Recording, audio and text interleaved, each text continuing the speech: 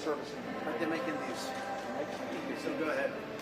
Actually, making all the stuff you see here, gowns, masks, face shields, face masks. Are you making it over here? Yeah, well, actually, 3 different facilities. So there's over 1,000 UAW workers, all volunteers that are helping out.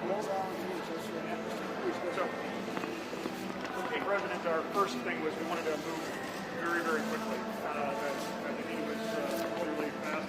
Things like how we help people. And one of the first meetings we had with the administration said that the letters to contract pensions would be high. We thought, how would we actually help out if somebody's wearing a mask? More protection, so face masks. So what you see behind you is essentially the first week we were producing face shields. This is an example of a face shield. And Big thing unique about this. it provides and so this photo behind you is Any special kind of so it's a cleanable plastic, basically. They produce at high speed. So this is 4 weeks later. They give you a sense of scale.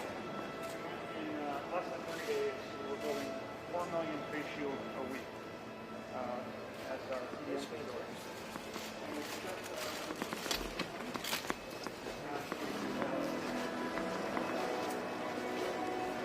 keep doing that after the crisis, didn't you think our leadership. What do you think? Well, we could for as long as it's needed, I think. You know. There'll be a time when you'll have enough. Yeah. You tell us. We'll Yeah, cover it. that's good. You did really a good job. Quickly. So that was the thing that Hello, everybody. Hi.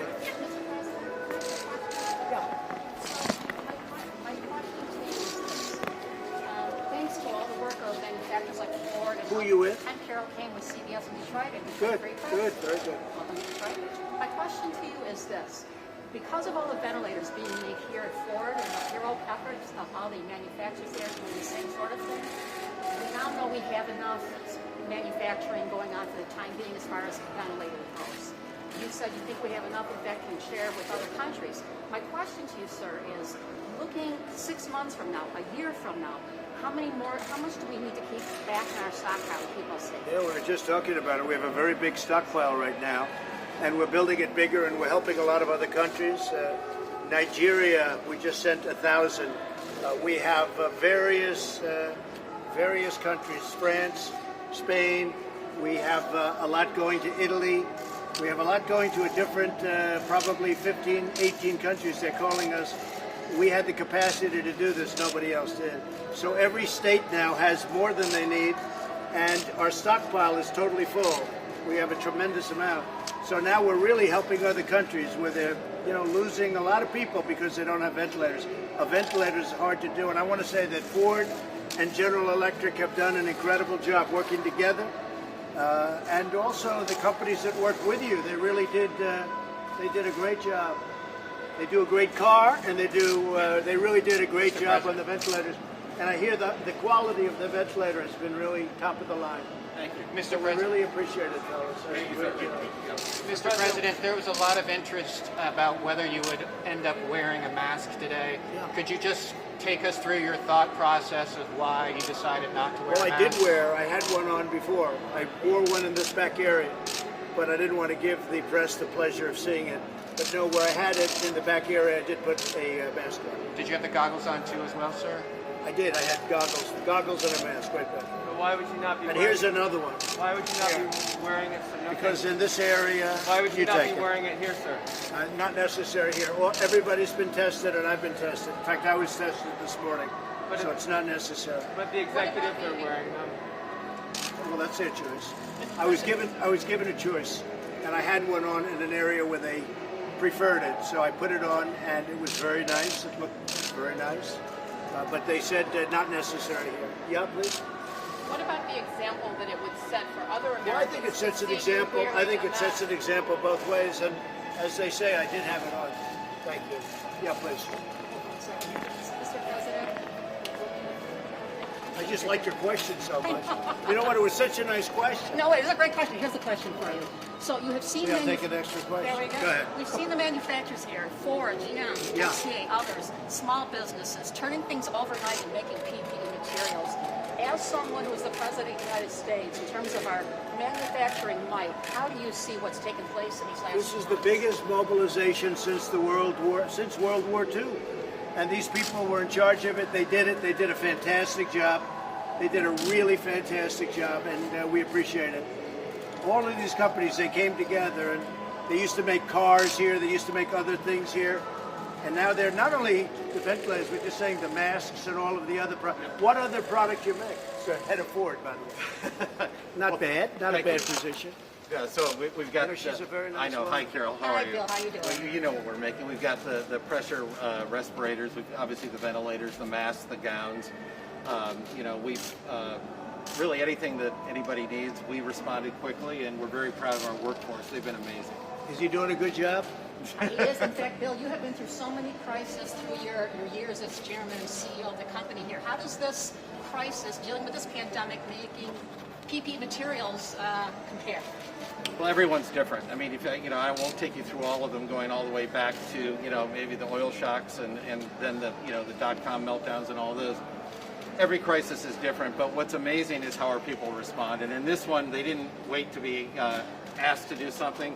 They said, "Here's an opportunity, and let's go." What I love about our culture is they didn't ask for permission; they just went.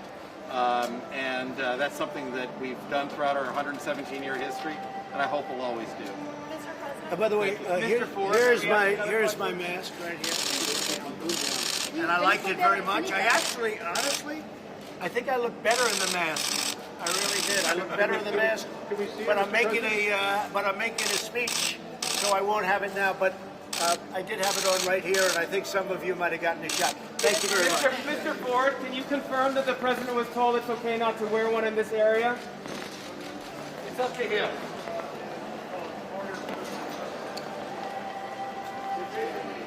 Keeps the occupant safe. It takes in fresh air. Oh, that's good. And we use automotive components. So we heard the message that we need to go quickly. We built 32,000 of these respirators, and we've shipped 887,000. Like a seatbelt, something. It's just, if you walk around here, you can see the respirator. It just holds the respirator. So on the first day we had this conversation, the drawing, we said, how do we use automotive? Yeah, but I don't need it. And so we thought about like staying out of a climate controlled city in F-150, take a battery pack off of the wall tool, a battery source, and then a filter to filter the air. I hear it's a very high-grade ventilator. Yeah, it's great. They've done a great job. The ventilator and the respirator, they're top. They're really, really good. And what's also amazing is how many our team can make. I mean, that's one thing the auto. So how many will you make a week, ventilators? Ventilators, we're ramping up to 6,000 a week. So, folks, it's 6,000 ventilators a week. Think of that. From a running start, which wasn't much of a run, actually. So we had very few in this country, almost none. We were not in that business, and now they're making thousands a week. Great thing. So what about this? So we built 32,000 of these already. Wow.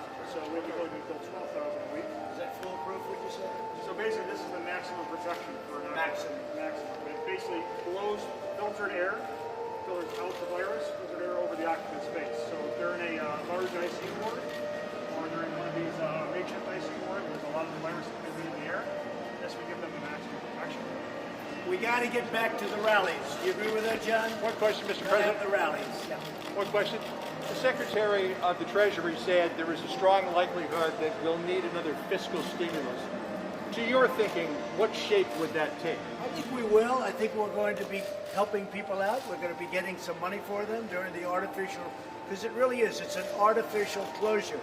And now we're going to be able to open it up. This isn't like for long-term problems, and it takes years and years to have it come back. The Depression took 12 years, 14, 15 years. We're going to be back next year, maybe even in the fourth quarter. In a few months, we're going to be back because we closed it and now we open it. But I would say there could be one more nice shot, one more nice dose. And what do you think should be in it? Well, I'd let you know, and I know exactly, but I'd rather do it at the appropriate time. We know what payroll Today tax we're cut. celebrating these great companies doing ventilators and other equipment. But we have a very, very specific plan, and it'll be great for the American people, and our economy is going to be back soon, and Ford and General Electric and these great companies that helped us so much in a time of need, they're going to be very happy. They're going to be, and you're already gearing up. I know you're gearing up. Your lines are starting to roll, making cars again. So a lot of things are happening. And by the way, on our southern border, it's never been so secure. We're up to almost 200 miles of wall, and we have never had, that whole area is, nobody comes through that area. The area where the wall goes up, that's the end of that. And so you're having this speech here this afternoon. What are you thinking about in terms of campaign rallies? When will you be able to get back to big rallies? So as soon as you're able to have people get in, we've never had an empty seat since the day I came down the escalator with our future First Lady. We've never had an empty seat. You know that. And would have thousands of people we sent away. And I think the demand now from what we see is greater than ever before. We're going to have to go to certain states where we're able to. Look, I don't want to have a stadium where you're supposed to have a person and then 7 empty seats and then another person. So we might do some outdoor big ones, and we may also just wait till the stadiums can open up. I think it's going to be soon. We'll go to a place like Florida. We'll go to a place like maybe Georgia or some other place where they're going to be opening up. Whoever opens up first. The demand has been incredible to get going with the rallies. I just hear the music in the background. I'm saying, we've had rallies like nobody's ever had, and we would love to get back to that. I think it's going to be sooner rather than later. And I know you were asked about this briefly this morning, this new AstraZeneca vaccine from Oxford that HHS has invested $1 billion in. How much promise do you think that holds for an early vaccination program? I think it holds tremendous promise, but we have many other companies who are just about as far along. We have many companies. We have the greatest pharmaceutical companies in the world. They're equally, they're really in a position, and I'm not only talking about vaccine, I'm talking about cures and therapeutics. Therapeutically, we have some things coming out which we think are going to be great, but they have to be tested quickly, and we're doing it very quickly. Who would get the vaccine first? First responders, elderly people? Right now, what we're doing is we're setting logistically with our military. Our military is in gear so that we can give 150, 200 million shots quickly. The military is in gear. We can move a couple of 100,000 soldiers immediately in time of emergency. So this is not nearly as big a deal as that. It's equally as important, perhaps, but it's not as tough logistically. But how would you prioritize it? I'll sit down with a lot of people and we'll figure it out. We're going to sit down with the military, and we hope to be in that position fairly soon. So rather than having the vaccine, doing the test, and then starting to gear up, we're taking a risk because, it could be that if something happened, but I don't think that's going to be. But in addition to that company, we have other companies that are very far advanced. And also, don't forget, therapeutics and cure. We're talking about a vaccine in this case, but therapeutics and cure. And frankly, that's my first choice because that would take care of people that are in trouble right now. Okay? Mr. President, on the issue of testing, there's been questions about whether you're satisfied or not with what the CDC is doing, the work they're doing, particularly the director, Dr. Redfield. Can you address that? Are you satisfied? I think they're doing a good job, a really good job in a very complex situation. We started off, nobody knew what the virus was. It came in from China. Nobody knew what it was. And frankly, I think they've done a really good job. I'm very happy about it. A lot of other people think they've done a lot of, great work.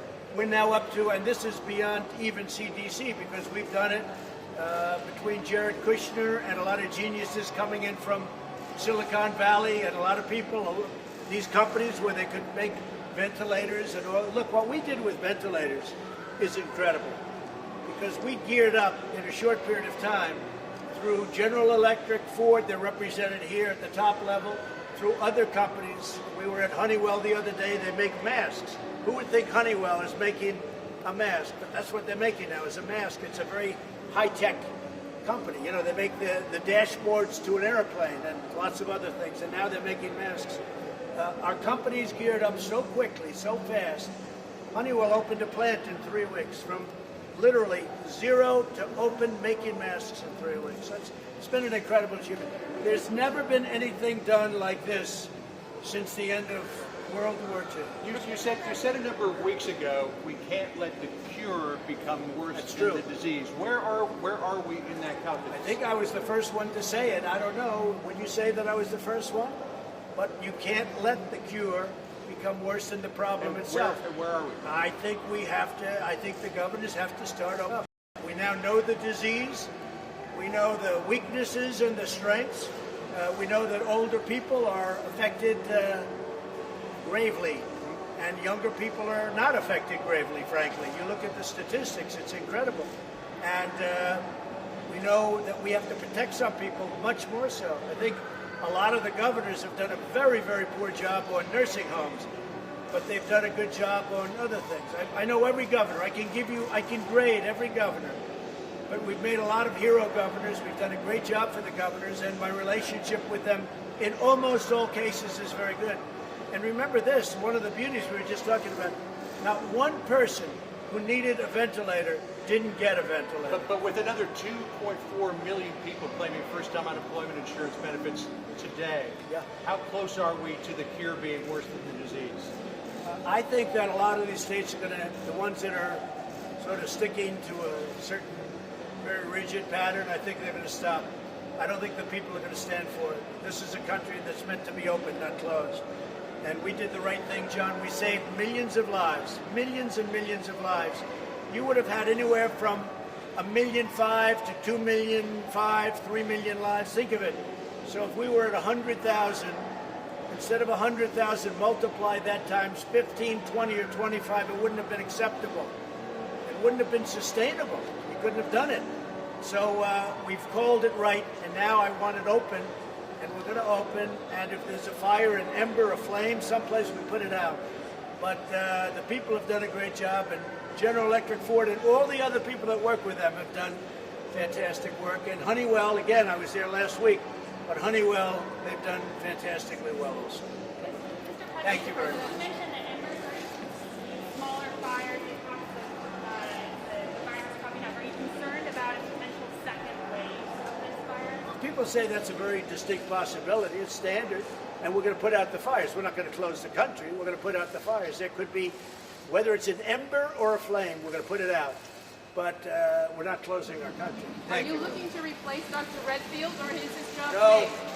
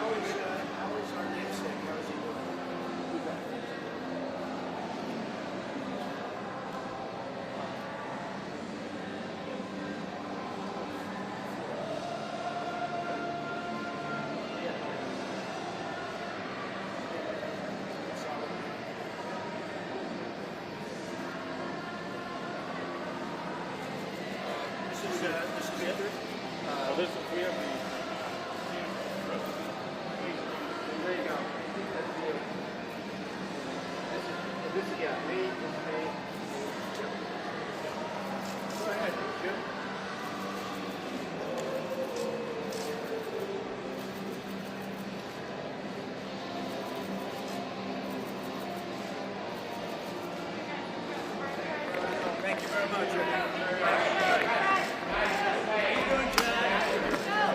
okay? Let's go that way. Let's go. Come on. Let's go, Chris. The best we can. Gotta go. Thank you. Thank you so much. Good to see you. Good to go.